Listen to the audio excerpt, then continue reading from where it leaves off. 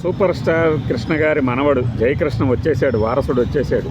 ఎవరికి ఏ కంగారు అక్కర్లా. ఈ సినిమా బడ్జెట్, ఈ సినిమాకి అయినటువంటి ఆ బిజినెస్ ఇవి చూసినప్పుడు 10 కోట్ల షేర్ వస్తే ఈ సినిమా హిట్టు అని తేల్చారు. ఇప్పుడు 10 కోట్లు వస్తుందా రాదా? నిన్న దాదాపుగా 1,70,00,000 వరకు షేర్ వసూలు చేసినట్టు అంచనా. మొదటి రోజు ఒక మొట్టమొదటి సినిమాతో ఇంత షేర్ వసూలు చేయడం ఇది ఒక రికార్డు. అలానే దాదాపుగా 2,000 షోలు పడ్డాయి దేశవ్యాప్తంగా అంటే కాస్త కామెడీగా ఉండొచ్చు, కానీ తమిళనాడు, బెంగళూరు కొన్ని చోట్ల కూడా పడ్డాయి కాబట్టి చెప్పాలి కాబట్టి చెప్తున్నాం. అయితే దీనికి వచ్చిన డివైడ్ టాక్ను మించిన కలెక్షన్స్ ఇవి. డివైడ్ టాక్ను మించిన పాజిటివిటీని స్ప్రెడ్ చేస్తున్నారు నిన్న మధ్యాహ్నం నుంచే. నిన్న మధ్యాహ్నం వరకు ఎంత నెగిటివ్ టాక్ స్ప్రెడ్ చేశారు. మధ్యాహ్నం తర్వాత ఇవన్నీ కూడా ప్రమోషన్ రూపంలోనే ఆ సినిమా తాలూకు క్లిప్స్ పెట్టి బాగా చేశాడు అంటున్నారు. నిజంగానే జయకృష్ణ బాగా చేశాడు.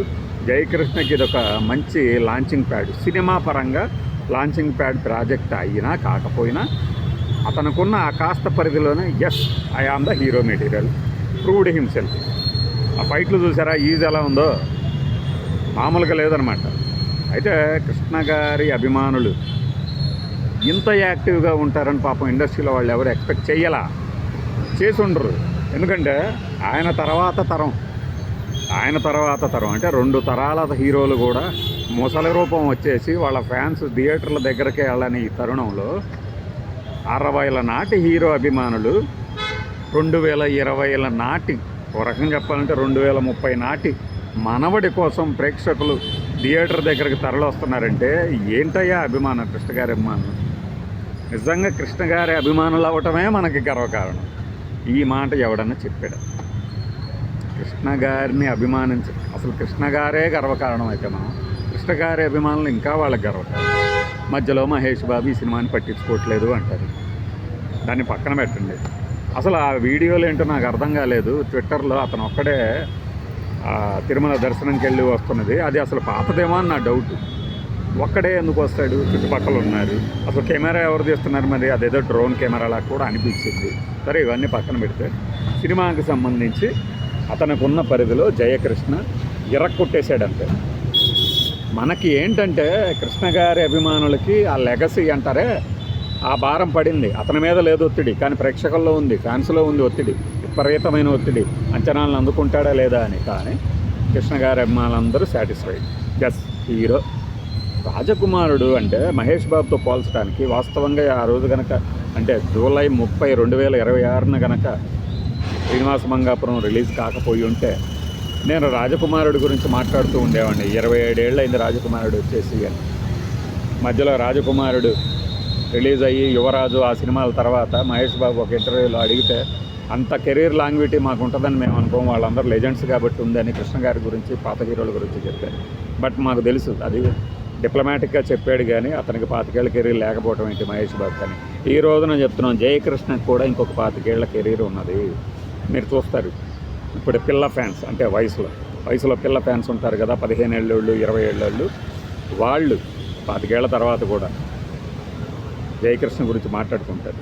ఇది ఆన్ రికార్డ్ ఆన్ రికార్డ్ అంటే మీకు రికార్డుల రూపంలో భద్రంగా మీ దగ్గరే ఉంటుంది, యూట్యూబ్లో మీరు చూస్తూ ఉండొచ్చు. అయితే సినిమా కలెక్షన్స్, మిగిలిన హీరోల తాలూకు పెర్ఫార్మెన్స్తో పోల్చే ముందు మిగిలిన హీరోలకు అసలు హిట్లు ఎప్పుడు వచ్చాయి? కెరీర్ని కనుక మనం ప్రతి హీరో ఇప్పుడంటే మీకు యూట్యూబ్లో ఉంది, యూట్యూబ్ లేకముందు కూడా మేము చేసే విశ్లేషణలు ఉన్నాయి, బ్లాగుల్లో కానీ మా రాతల్లో కానీ కొన్ని వెబ్సైట్స్లో. ప్రతి హీరోకి 4వ సినిమా ఇండస్ట్రీ బ్లాక్ బస్టర్లు అయినాయి. పవన్ కళ్యాణ్ కావచ్చు, మహేష్ బాబు కావచ్చు, ప్రభాస్ కావచ్చు. ప్రభాస్ కంటే 2-3 సినిమాలు అయిపోయినాయి. మన ఎన్టీఆర్ కావచ్చు, ఎన్టీఆర్కి అది 4వ సింహాద్రిన ఇంకొకటి ఏమైనా ఉందేమో. 4వ నెంబర్ ఈయన దగ్గర అయితే పనిచేయలేదు, కానీ మహేష్ బాబుకి, పవన్ కళ్యాణ్కి బాగా పనిచేస్తుంది. అట్లానే ఇప్పుడు ఒకటే జయకృష్ణది ఒక్క సినిమానే వచ్చింది. ఈ ఒక్క సినిమాతోనే అయిపోలేదు, లాంగ్ వే టు గో. అంటే చాలా ఉంది, ప్రయాణం ఉంది. తొందరగా చేస్తాడా, టైం తీసుకొని చేస్తాడా, అతని ఇష్టం, అతని అభిష్టం, అతను నడిపించే వాళ్ళ ఇష్టం. ఇప్పుడు అంటే నిన్న మనం పెట్టాం అసలైన అగ్ని పరీక్ష ఇప్పుడే ప్రారంభం అవుతుంది. ఇప్పుడు రెండో సినిమా ఏం చేయాలి, మొదటి సినిమాలోని లోపాలు ఏంటి, ఎలా దెబ్బ కొట్టింది, ఎలా మనము ఇంకా నెక్స్ట్ సబ్జెక్టుల ఎంపిక. అంత ఎందుకు కృష్ణ గారి సినిమాలు కానీ మహేష్ బాబు సినిమాలు కానీ పోయినప్పుడు అంటే ఫ్లాప్ అయినప్పుడు నేను అనుకునేవాడిని, మిగతా వాళ్ళ సంగతి పక్కన పెట్టండి, నేను అనుకునేవాడిని ఏమని అంటే ఆ హీరో లాంటి సినిమా తీయొచ్చు కదా, ఇట్లాంటి సినిమా తీయొచ్చు కదా అని. మనం లెనిన్ సినిమా గురించి మనం మాట్లాడినప్పుడు ఇలాంటి సినిమా కాదు అంటే నువ్వు చెప్పొచ్చో మాకు, అసలు లెనిన్ ఇప్పుడే పడ్డాడు, ఇట్లాంటి సినిమా చేయాలని ఒకటి కామెంట్ పెట్టాడు. నాకు Akhil Chennai love story cinema ఉంది కదా, అలాంటి హీరో క్యారెక్టర్ చేయాలని అనిపించింది. ఏంటి చేయాలి అనేది మనకి తెలియదు, బట్ ఏంటంటే కొన్ని సినిమాలు చూడగానే ఎస్ దీనికి అఖిల్ బాగుంటాడు. మొట్టమొదటిసారిగా చెన్నై లవ్ స్టోరీ చూసిన తర్వాత అనిపించింది ఇలాంటివి ఎందుకు, ఈ కథలు ఎందుకు వీళ్ళకి వెళ్ళవు అని చెప్పేసి. స్టార్ ఇమేజా, నాకు ఏదో పదం వచ్చింది, ఏంటి ఇమేజ్, ఎవడు పట్టించుకుంటున్నాడు, దశాబ్దానికి ఒక హిట్ ఇచ్చేవాళ్ళు స్టార్లు అంటారా. కాబట్టి పక్కన పెట్టాలి కదా, ఇప్పుడు చెయ్యాలి. జయకృష్ణ ఎలాంటివి చెయ్యాలి, నేను చెప్తున్నాను కదా. మహేష్ బాబు ఎందుకు ఖుషీ బద్రీల్ లాంటి మంచి మాసి బ్లాక్ బస్టర్లు కొట్టడు అనిపించేది అప్పుడు.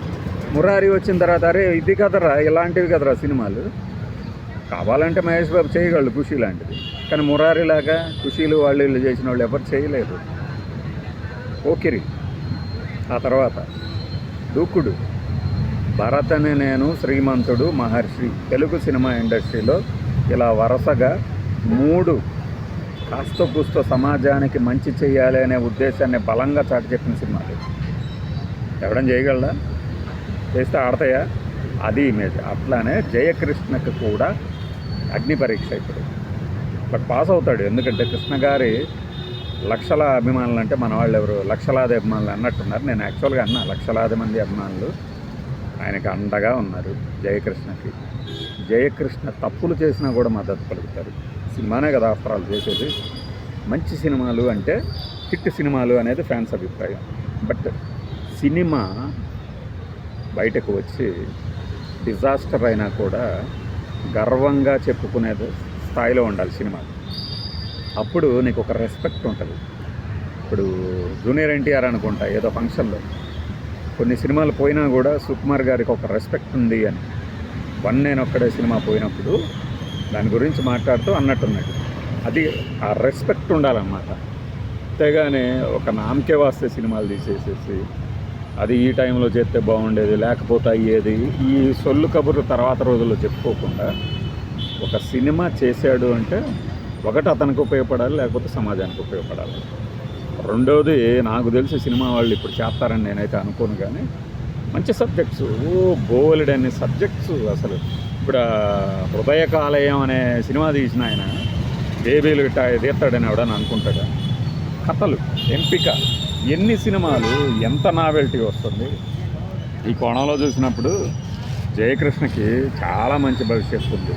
నేను మీకు చాలాసార్లు చెప్పుకుంటా, మహేష్ బాబు ఒక క్లోజప్ షాట్ రాజకుమారుల్లో మన హీరోయిన్ వెళ్ళిపోతున్నప్పుడు చాలా టైట్గా ఇలా వెళ్ళిపోయి వాళ్ళ దగ్గర ఆగుతుంది ఆ ఫ్రేమ్. అది చూసి చమక్ అనమాట.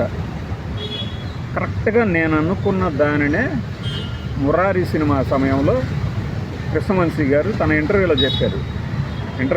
నేను చాలాసార్లు చెప్పాను మీకు. ఆ షాట్ చూస్తే అనిపించిందని సేమ్ ఇంటెన్సిటీ మన వాళ్ళలో ఉంది జయకృష్ణలో. గమనించండి, అతను తప్పకుండా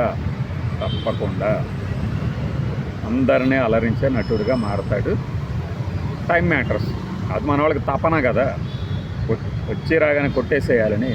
మనం పెట్టాం కదా ఏది ఆ కత్తి పట్టుకున్న కటౌట్ చూసి నాకు అది గుర్తొచ్చింది అనగానే భయ్యా అప్పుడే మటన్ బిర్యానీనా ఒక అన్నప్రాసన రోజే అని. అన్నప్రాసన రోజే ఆవకాయ బిర్యానీ కాదు, నాకు అతనిలో చూడగానే సడన్గా ఫ్లాష్ లాగా థాట్ అయింది. అట్లానే ఈ సినిమాకి సంబంధించైనా శ్రీనివాస మంగాపురానికి సంబంధించి దీని బడ్జెట్ అంతా 20 కోట్లు. 20 కోట్లు కనుక వస్తే 10 కోట్ల షేరు డిస్ట్రిబ్యూటర్ షేర్ కనుక వస్తే క్లీన్ హిట్ అట. ఇక్కడ అగ్ని పరీక్ష ఎంత సాధించి క్లోజ్ కాబోతుంది సినిమా. ఈరోజు ఫ్రైడే, సాటర్డే, సండే ఈ 4 రోజులు మాత్రం కలెక్షన్స్ వీలైనంత ఎక్కువ కుమ్మేస్తారు. అదే స్థాయిలో ఉండబోతుందండి. ఆక్యుపెన్సీ అయితే చూస్తే తక్కువే ఉంది. ఫస్ట్ రోజు శ్రీనివాస మంగాపురానికి ఆక్యుపెన్సీ తక్కువే ఉంది. బట్ ఈ 3 రోజులు ఎంత ఉంటుంది ఇదే డిసైడ్ చేయబోతుంది. ఈ ఫేక్ కలెక్షన్స్ గురించి మనం మాట్లాడుకునే వాళ్ళు చెప్పుకోవచ్చు.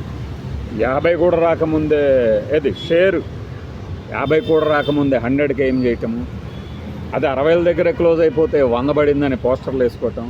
ఈ ఫేక్ దేనికి ఉపయోగపడుతుందంటే హీరోకే, ఆ రెమ్యునరేషన్లు పెంచుకోవడానికే. అంతే తప్పితే నిజంగా సత్తా ఉన్నవాడిని ఎవరు ఆపలేదు. సత్తా ఉన్నవాళ్ళని ఎవరు ఆపలేదు. మనం ఒక మాట చెప్పు, థియేటర్ల దగ్గరికి రప్పించగల సత్తా ఘట్టం నేను వచ్చి అనుకున్నాను. అది నేను చూసారా ఎన్ని థియేటర్ల దగ్గర ఎంత హడావిడి ఉందో. అది ఆ సత్తా మళ్ళీ జయకృష్ణ నిరూపిస్తాడు అనుకోండి. ఎలా సంవత్సరానికి 2 సినిమాలు చేస్తే సూపర్ స్టార్ లెగసీ అట్లా నిలబడిపోతుంది. అది మీరు చూడబోతున్నారు. డెఫినెట్గా అతను అందరికీ అందుబాటులో ఉండాలి. జడ్జిమెంట్ రావాలి. వెంటనే ఎలా వస్తుంది జడ్జిమెంట్? ఆయన వయసు ఎంత, ఏది మంచి సినిమా, ప్రతిదీ ఇది మంచిది అవుతుంది, కెరీర్ వెళ్ళిపోతుంది అనే తీస్తాడు. డబ్బుల కోసం చేసేవాళ్ళు కొంతమంది ఉంటారు, అది వేరు. కెరీర్కి హెల్ప్ అవుతుంది అనే చేస్తారు. బట్ స్క్రీన్ మీద ప్రజెంట్ చేయగలరా లేదా, ఆ సత్తా ఉంటుందా లేదా అనేది దగ్గర మళ్ళీ ఆలోచించి మళ్ళీ బొక్కబోర్లో పడుతుంటారు. చాలా చోట్ల చూసాం మనం. అద్భుతమైన ఇండస్ట్రీ బ్లాక్ బస్టర్లు కొట్టిన వాళ్ళు కూడా తర్వాత సినిమాలకి బబ్బోటానికి కారణం అదే. ఏదో అనుకుంటారు, స్క్రీన్ మీద ఏదో వస్తుంది, చివరికి ఏదో అవుతుంది. ఆ సినిమాని మనం బాగుందా, నాకు నచ్చిందా లేదా చెప్పగలం తప్పితే ఇది ఇలానే తీయాలి అలానే తీయాలని ఎవడూ డిసైడ్ చేయలేడు. ఇది మనం శ్రీనివాస మంగాపురానికి సంబంధించి ఇస్తున్న అప్డేట్ లాంటి ఒక విశ్లేషణ అయితే కలెక్షన్స్ గురించి పోస్టుల్లో పెట్టేసుకున్నాం. బాయ్.